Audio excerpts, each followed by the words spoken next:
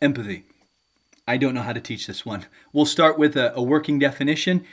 Empathy, as I'm going to define it, is the ability to understand how another person feels, to be able to put yourself in their place, to see things from their perspective, to understand what their journey is. And I know that's unnatural. Right? I know that is potentially awkward for you to think about practicing this or working on this or trying to get better at it.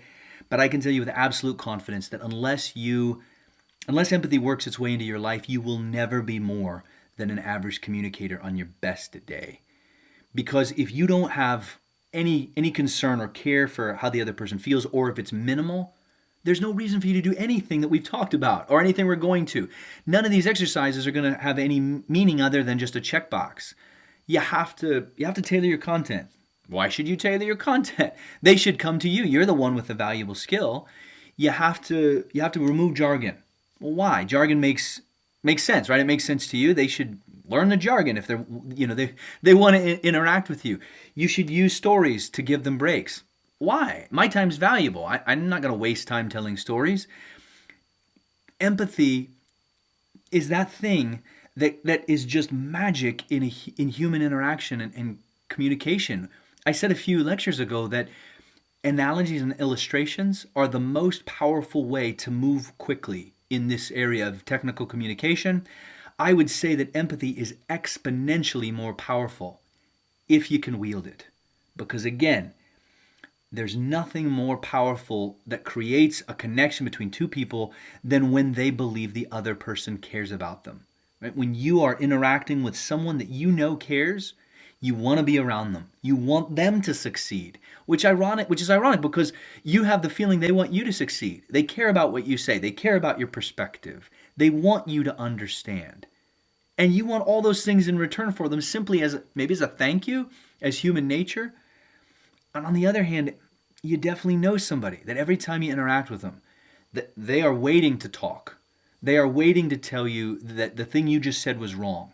They are waiting to correct your wrong thinking or even just tell you the new thing that they learned. And they don't really care if it fits into your workspace or your headspace, your personal life, whatever. It's not important to them. What's important is that you know the thing that they just found out. This is so tricky because if you're not good at it, it requires practice. But you have to be careful because the exercise I'm going to give you, don't push it too hard because people tend to know when you are pretending to care. There are two personality disorders that you probably are familiar with or heard of. Psychopaths and sociopaths lack the ability to empathize. So they don't care how other people feel, but they do know that people want to think they care how they feel, or they know how to manipulate people into thinking they care so that they can use them, so you can extract maximum value. The person's just an object.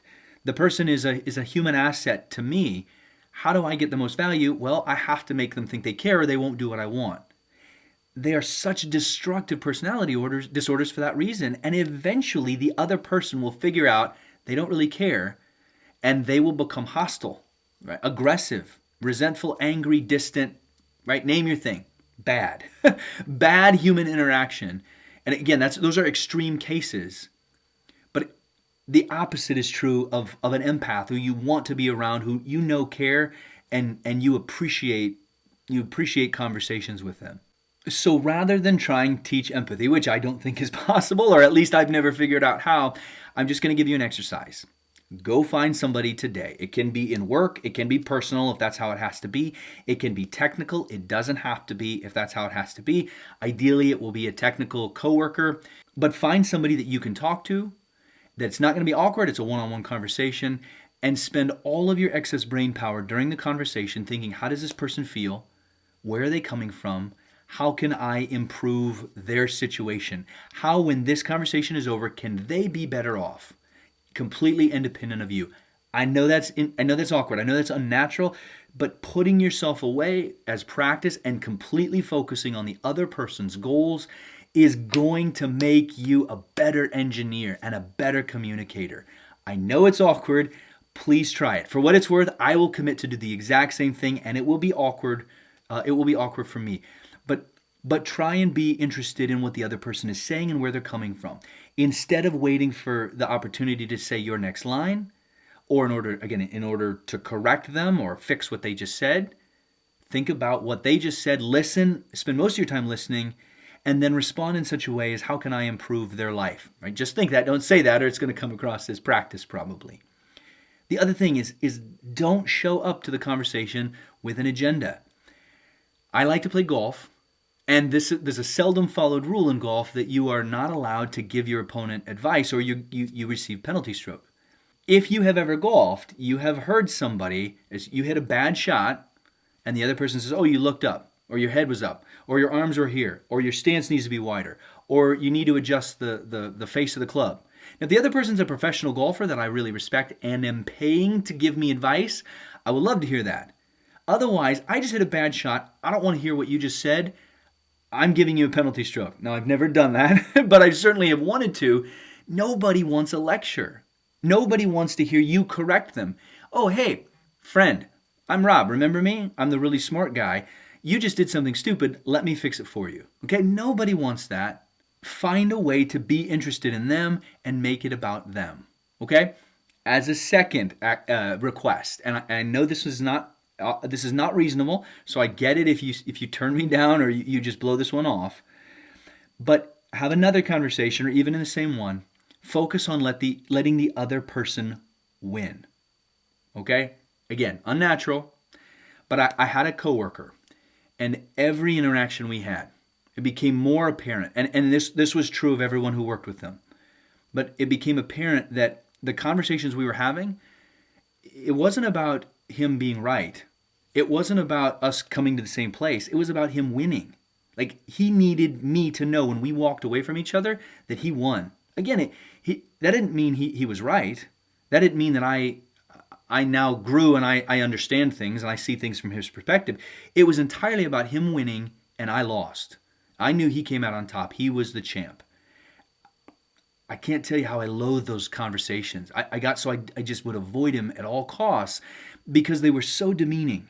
And it wasn't even a conversation. It wasn't dialogue. It was just wait and see how I'm supposed to lose so I can get out of this talk. Let the other person win. Let the other person say something wrong, or let the conversation focus around them. Let them be the center and their perspective, their feelings be priority. It's not always going to be like this. Okay, this is an exercise, but that is not weakness. Okay, it's not weakness to put yourself in a position where you care about the other person. I would say it's immense strength because almost nobody can do it. Almost nobody can stand in front of another person and prioritize them. So I don't see how that could possibly be weakness if almost nobody has the ability to do it. Putting the other person first, figuring out ways to prioritize their perspective, their goals, etc., will make you a better engineer and will make them love you in return. Okay? So practice empathy in whatever form. Be careful not to come across as pretending or exercising empathy. Just work on it. Try and gain at it, because it on your worst day, you will be an average at worst. Without empathy, on your best day, you will be average at best. This is something that has to work its way into your life. Let it. The world will be better. You will be better. The people around you will be better.